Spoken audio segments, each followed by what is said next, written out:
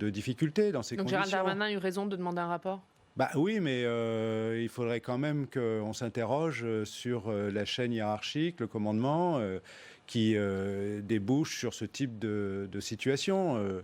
Moi, je ne crois pas que les hommes, les femmes, les policiers eux-mêmes soient par vocation des brutes épaisses, loin s'en faut. Eux-mêmes sont confrontés à des difficultés, on le sait, dans certains quartiers. Tout agent public doit être protégé dans l'exercice de ses fonctions pour que son autorité, justement, soit acceptée par la population. Donc je crois qu'il y a un véritable problème c'est pas d'aujourd'hui. Ça fait un moment que ça dure quand même, ces difficultés. Et je pense qu'il y a une chaîne de commandement, une hiérarchie, des attitudes politiques qui devraient être modifiées de manière franche. Tout agent public doit être protégé dans l'exercice de ses fonctions. Vous nous offrez une transition toute parfaite par rapport à l'actualité du jour. Vous savez qu'à l'Assemblée nationale, il y a l'examen du texte du projet de loi sur la sécurité globale, dont le fameux article 23 qui concerne 24, qui concerne l'encadrement des images de policiers ou de gendarmes en cours d'intervention, prêtes à polémique. Là, on voit qu'on a le ministre de l'Intérieur lui-même qui se dit choqué par des images de policiers en cours d'intervention. Qu'est-ce que vous pensez de cette polémique-là et de ce fameux article 24 ? Est-ce qu'il faut protéger les policiers et les gendarmes dans l'exercice de leurs fonctions sur les images diffusées ou cet article de loi va bien trop loin ? Vous savez, le syndicat Unité SGP Police FO est le premier syndicat dans la police. Et la première des questions qu'ils posent depuis très longtemps, c'est les conditions et les moyens de l'exercice de leur mission. La politique du chiffre, le fait que, encore une fois, les ordres, notamment dans le cadre des manifestations, sont pas toujours adaptés et mettent les policiers eux-mêmes en difficulté. Évidemment que tout agent public doit être protégé, notamment du risque de la vindicte sur les réseaux sociaux. Le professeur Samuel Paty a été assassiné dans ces conditions. À la suite de cela, on sait que, y compris des policiers, peuvent être mis en difficulté pour leur propre intégrité.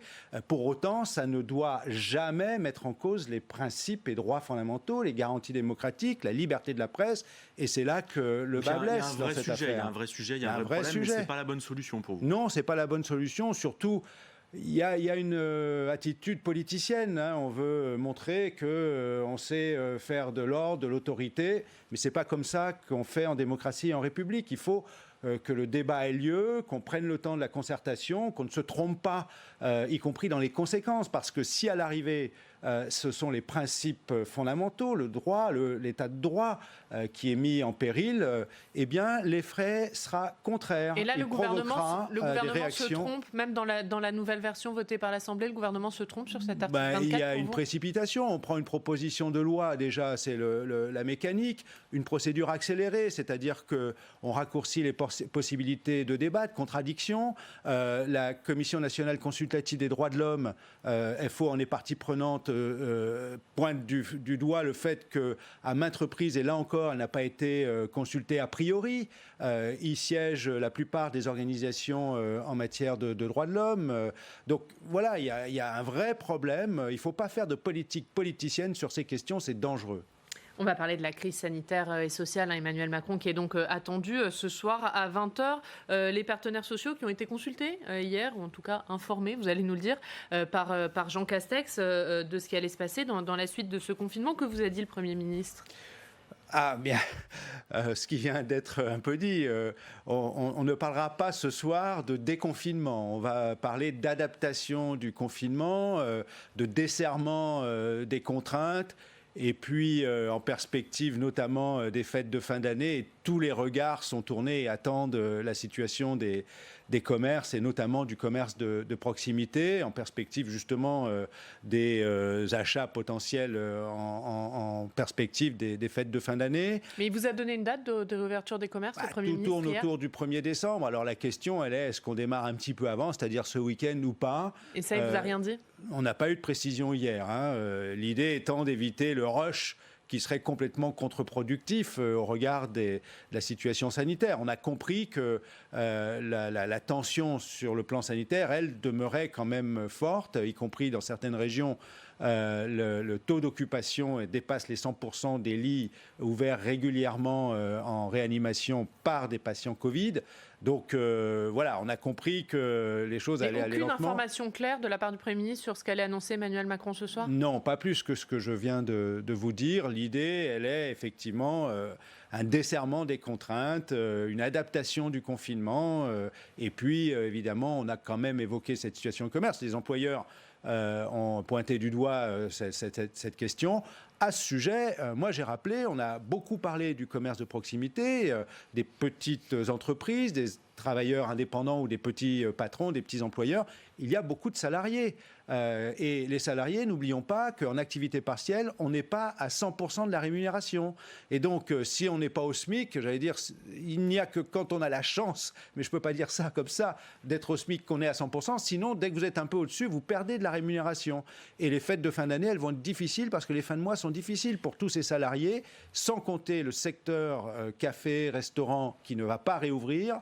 Il y a une forte interrogation, une forte inquiétude pour tous les salariés saisonniers qui enchaînent les petits contrats courts en perspective de la saison d'hiver dans tout le secteur touristique. Donc là, il y a une angoisse forte pour beaucoup de salariés qui sont en activité partielle depuis, pour certains, plusieurs semaines, plusieurs mois. Donc le pouvoir d'achat est très largement entamé. Et puis il y a une angoisse maintenant sur comment on va sortir de là. Est-ce qu'on aura toujours notre emploi ? Donc, évidemment, dans ces circonstances, quand on a des annonces comme celle de Danone hier, c'est infernal. Dans des réunions comme celle-ci, quand vous rencontrez le Premier ministre, quand vous dites ce que vous venez de nous dire là sur le plateau, vous avez le sentiment d'être écouté ou ce sont juste des réunions où on vous délivre de l'information qui descend est-ce qu'il y a un vrai dialogue ? Est-ce qu'il y a une écoute de l'exécutif par rapport au corps intermédiaire de manière générale ? On a le sentiment que l'exécutif écoute, mais n'entend pas forcément ce que l'on veut lui faire Il n'y a pas eu de progrès en la matière depuis le début du quinquennat ? Je parlais des saisonniers. Ça renvoie immédiatement la situation des plus précaires à la réforme de l'assurance chômage. Le gouvernement a dû reporter à 3 reprises sa réforme. Il y a été en quelque sorte contraint.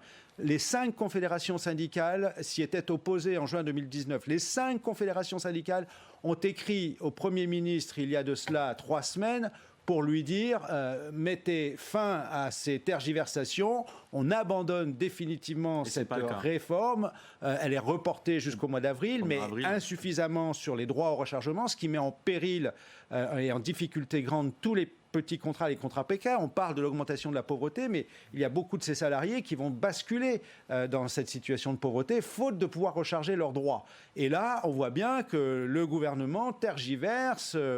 On sent bien qu'il y a une corde de rappel à l'Élysée. Il y a des aménagements quand même de la part du gouvernement sur cette réforme de l'assurance chômage, notamment sur le rechargement des droits. C'est pas suffisant pour vous ? Non, parce que le rechargement, c'est justement, on a obtenu que la réforme soit reportée jusqu'au 1er avril et qu'on revienne aux dispositions en attendant de la convention que nous avions négociée. Je le rappelle, c'est une convention que nous avions négociée qui serait en vigueur jusqu'à la fin de l'année 2020 si le gouvernement n'avait pas interféré dans l'assurance chômage. Et nous aurions sans doute proposé de proroger d'1 année cette convention. Mais une des dispositions n'a pas été rétablie exactement, c'est celle du rechargement. Là où, dans la convention précédente, on rechargeait ses droits dès qu'on retravaillait 1 mois, il faut 4 mois. Et en ce moment, avec des périodes raccourcies de saison d'été, de saison d'hiver, eh bien, vous n'arrivez pas à faire le joint et tous les petits contrats eh bien, se retrouvent. On a eu les projections de l'UNEDIC, c'est près de 500 000 salariés qui se trouvent en difficulté pour recharger leurs droits ou pour ouvrir leurs droits à l'assurance chômage avec la réforme de 2019. On va revenir sur cette crise sociale, Stéphane. Vous évoquiez tout à l'heure les licenciements chez Danone. Il y a d'autres grandes entreprises dans lesquelles on parle de départ volontaire ou de plans. Je pense notamment à Total et d'autres. Alors qu'on est dans un contexte où l'État aide massivement l'industrie, le commerce, l'économie en injectant beaucoup d'argent sans conditions particulières affectées à ces différentes aides. On arrive à une espèce de paradoxe où vous avez des entreprises qui touchent massivement des aides, mais qui ont des pratiques sociales qui ne correspondent pas forcément. Qu'est-ce qu'on a raté en la matière ? Ce qu'on a raté, c'est ce qu'on dit depuis longtemps. Moi, je l'avais souvent évoqué, notamment dans le contexte du débat sur les retraites, puisqu'on nous disait que les retraites, c'était 320 milliards d'euros chaque année, 14 points de PIB, que les aides publiques aux entreprises, c'est près de 140 milliards d'euros chaque année. Et ça, c'était le ministre à l'époque des comptes publics, M. Darmanin, qui l'avait évalué. Au bas mot, 140 milliards d'euros chaque année, sans conditions, sans contrôle, sans sanction. Évidemment, ce qui s'est produit à Bridgestone, ce qui se produit par exemple avec Danone, qui a bénéficié d'aides publiques, notamment, comme toutes les entreprises, le CICE, mais y compris récemment de l'activité partielle, qui a versé dans le même temps plus de 1 milliard, près de 1 milliard 500 millions d'euros de dividendes à ses actionnaires, annonce des suppressions d'emplois avec comme argument favoriser la rentabilité et rassurer les actionnaires. C'est exactement le discours qu'avait tenu Bridgestone il y a 2 semaines quand il a définitivement dit qu'il renonçait au site de Béthune pour, disait-il aux salariés, améliorer la rentabilité de ses opérations en Europe. Donc les salariés, les emplois sont considérés comme la variable d'ajustement, une marchandise comme une autre, ce qui est absolument inacceptable. Mais qu'est-ce qu'on peut faire, Yves Verrier? Bruno Le Maire, il ne peut pas empêcher ces entreprises de verser des dividendes à leurs actionnaires. Qu'est-ce qu'on peut faire? Par la force des choses, si vous ne mettez pas de conditions à l'octroi d'aides publiques. Il y a les aides publiques de l'État, il y a les aides publiques que mettent en place les collectivités locales pour favoriser l'implantation ou la pérennité de telle ou telle activité sur le bassin d'emploi. Si vous n'y mettez pas de conditions, si vous n'y mettez pas ensuite de contrôle et de sanctions a priori, eh bien le moment venu, vous vous trouvez démunis. C'est exactement la situation dans laquelle se trouve l'État, par exemple à Bridgestone, qui nous dit qu'il a fait son maximum, mais qu'il se trouve dans la situation où Bridgestone vient de lui dire que, non, on ferme le site de Béthune et on va chercher un repreneur, on va chercher une façon ou une autre de trouver une poursuite, mais on sait qu'on y perdra des emplois. Et je le redis, ces entreprises, notamment multinationales, et ce qui est choquant avec Danone, c'est qu'elle-même a utilisé l'appellation d'entreprise à mission, qui est censée avoir d'autres objectifs que de favoriser l'actionnariat. Eh bien, ces entreprises sont très agiles, elles sont très habiles pour faire leur marché sur les aides publiques. Et une fois qu'elles sont consommées ici, aller en chercher une autre ailleurs, dans une autre région en France, ou plus souvent ailleurs en Europe ou plus loin. Et ça, c'est inacceptable. Il faut qu'à aide publique, puisqu'on parle de plan de relance, eh bien, il faut que le gouvernement soit beaucoup plus exigeant, beaucoup plus strict quant à l'octroi des aides publiques. Et nous demandons... Il l'avait fait sur le prêt garanti par l'État, Bruno Le Maire, en disant qu'il ne signera pas de prêt garanti par l'État aux entreprises qui versent des dividendes. Directes. Pour vous, il faut élargir. Bien sûr, même toute forme d'aide. Les allègements de cotisations, notamment, qui pénalisent les recettes. On va parler à nouveau de l'équilibre des systèmes de protection sociale et des retraites. Les systèmes de protection sociale, ils pâtissent d'une insuffisance de recettes. Et donc, dès que vous faites des allègements de cotisations qui sont dits pour favoriser l'emploi, en règle générale, ce sont des aides publiques. Quand vous faites de l'activité partielle de longue durée, n'oubliez pas, on parlait de l'UNEDIC qui est confronté à un déficit important. L'UNEDIC prend en charge pour un tiers l'activité partielle. Donc, à chaque fois que vous mettez de l'aide publique, il faut, 1, interdire tout versement de dividendes, 2, interdire tout licenciement sec, toute suppression d'emplois contrainte. On l'a obtenu à Airbus, on l'a obtenu récemment à Renault, et ça démontre qu'on peut le faire par la négociation, mais on ne l'obtient pas partout, malheureusement. J'ajoute quand même que quand il y a des plans de départ volontaires, dans les circonstances actuelles, c'est autant d'emplois en moins. Or, hier, ce qu'on a eu comme information de la part de la ministre du Travail, c'est qu'ont été recensés d'ores et déjà, cette année, plus de 700 PSE, et ça représente plus de 70 000 suppressions d'emplois, d'ores et déjà. Donc, pour l'année 2020. Pour l'année 2020. C'est plus que le double, voire le triple en suppression d'emplois de ce qui avait été constaté sur l'année 2019. Donc on voit bien que le delta, le déficit d'emploi, il est massif. On a tout lieu de s'inquiéter sur la sortie, y compris début 2021, si on finit par sortir de cette crise sanitaire. On risque de laisser quand même beaucoup d'entreprises, de petites entreprises sur le carreau, autant de salariés sur le carreau. Donc je pense qu'il faut vraiment mettre le paquet. Et moi je le redis, dans le plan de relance, la question des emplois de ce qu'on a appelé la deuxième ligne doit être partie intégrante de la relance. Il faut qu'on appuie la relance en matière d'emploi sur tous ces emplois qu'on avait qualifiés d'essentiels. Tous les emplois sont essentiels, mais ceux-là en particulier de service à la personne. On a un gros souci, par exemple, sur la déclinaison du Ségur au secteur du social et du médico-social. Ils n'ont pas perçu de prime Covid, beaucoup d'entre eux. Vous nous dites qu'il faut mettre le paquet. Est-ce que vous estimez que le gouvernement n'a pas mis suffisamment de moyens pour faire face à cette crise, parce que les montants sont énormes, ou alors l'argent n'est pas mis au bon endroit? On a soutenu, et heureusement qu'on l'a fait. Je viens de dire, on a négocié par exemple au sein d'Airbus ou au sein de Renault dans le cadre de l'activité partielle de longue durée. L'argent public injecté pour soutenir l'économie est énorme. Oui, mais pour le moment, oui, mais heureusement, parce que... Il faudrait encore rallonger, vous pensez ? Je pense qu'il faut mieux gérer cet argent. De toute façon, tant que la crise dure, et on va avoir ces discussions. Par exemple, hier, ce qui a été dit, c'est qu'on allait prolonger du côté du gouvernement l'activité partielle jusqu'à la fin de l'année 2012. Enfin, pas l'activité partielle, le télétravail, travail à domicile. Jusqu'à la fin de l'année 2020 2020, excusez-moi.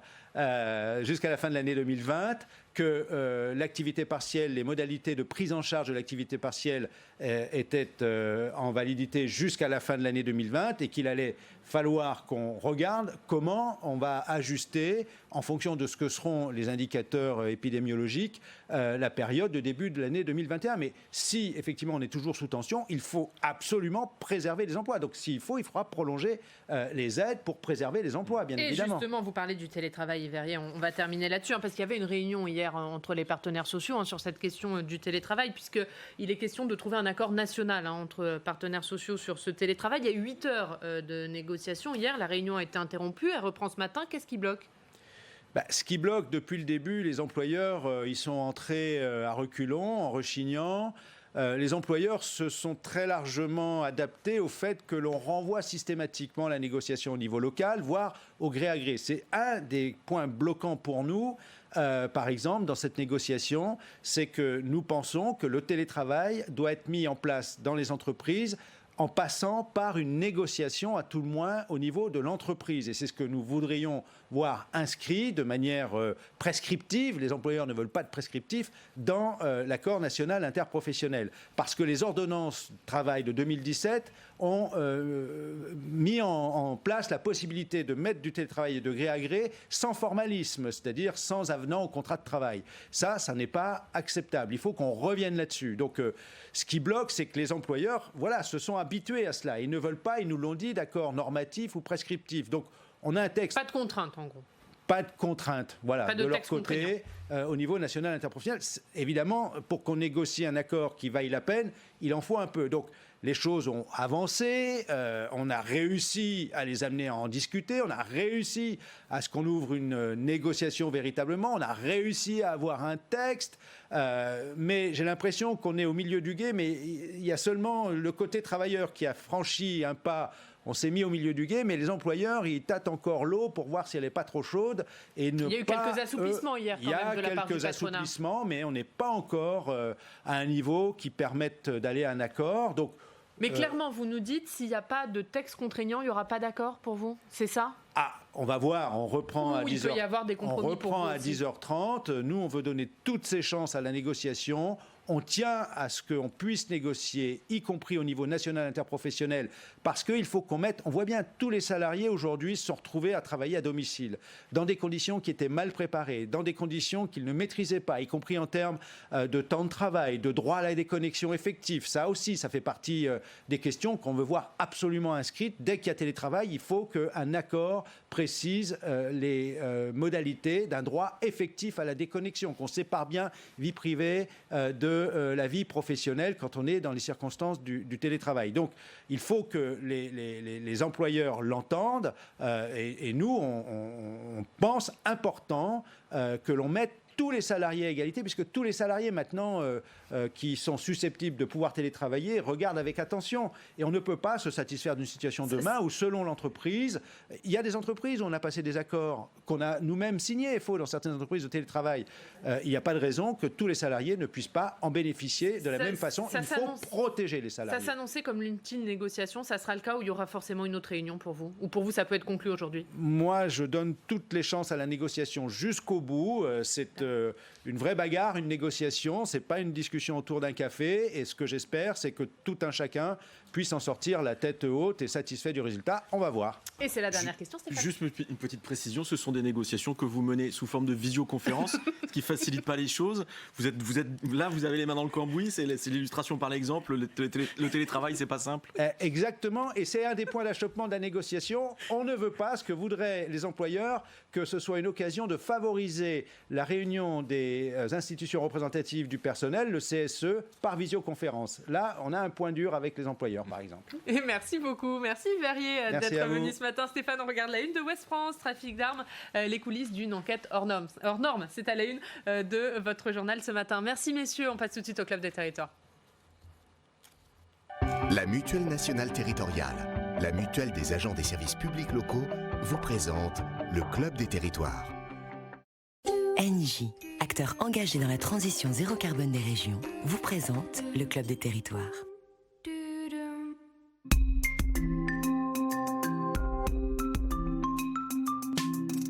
La presse quotidienne régionale et les télévisions locales vous présentent le Club des Territoires. Le Club des Territoires en partenariat avec la presse quotidienne régionale, les télévisions locales et les Indés radios.